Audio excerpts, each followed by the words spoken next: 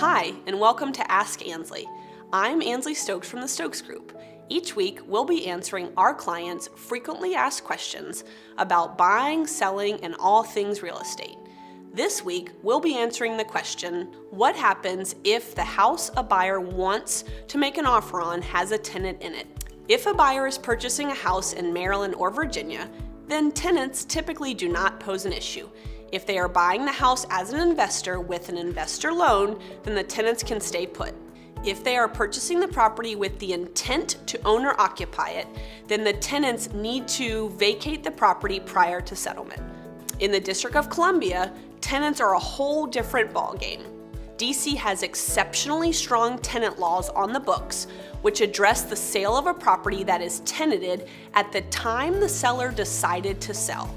This section of the DC statute is commonly referred to as the Tenant Opportunity to Purchase Act, or TOPA. The TOPA statutes apply to individually owned fee simple properties and individual condo and cooperative units. The statutes also cover the sale of entire buildings, but we're not going to address that aspect in this video. Tenant laws in DC effectively create lifelong tenants. In most jurisdictions, a landlord and a tenant agree to a lease term, typically 1 year. At the end of that year, in the absence of an agreement to extend the lease, the tenant must move out. In DC, the tenant and landlord also typically agree to an initial lease term, but in the absence of an agreement to extend the lease, the tenant is allowed to hold over in the property and continue renting indefinitely, month to month, so long as they abide by the lease terms. If the owner wants to sell a home that is currently occupied by tenants, then the tenant has the right to purchase the unit in front of any third-party buyer. The owner can offer the unit to their tenant first, and if the two parties can come to an agreement, then the contract proceeds forward. The tenant can reject the initial offer from the owner, and then the owner can list the property on the open market.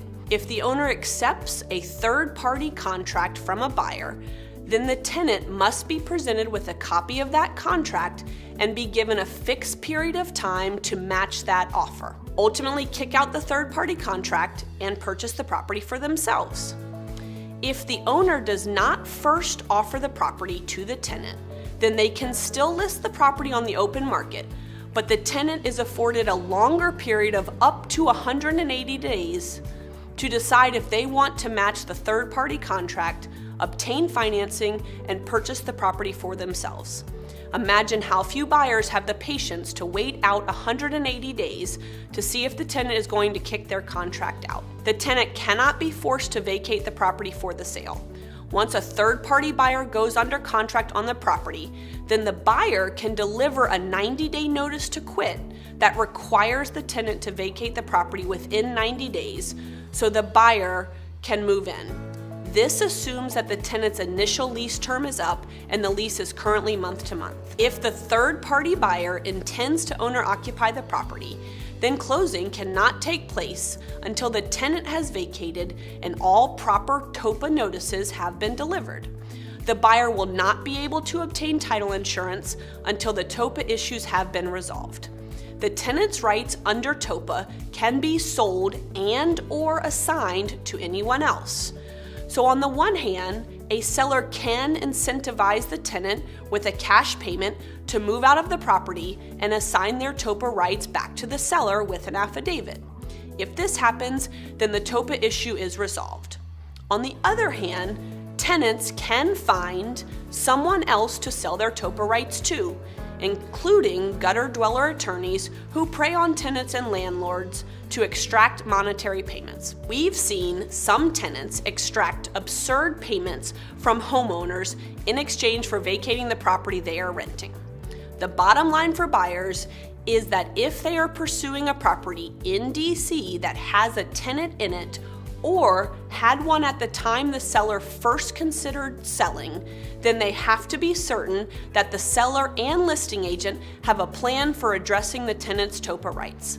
They should be sure that both their lender and the settlement company are well aware of the tenant, and most importantly, Make sure they are working with an agent who understands TOPA as well as we do. As a buyer, seller, or homeowner, you probably have a few more questions, and we'd love to answer them. Call us at 202-270-1081 or email us at anslie@thestokesgroup.com, and be sure to keep your eye out for our next video.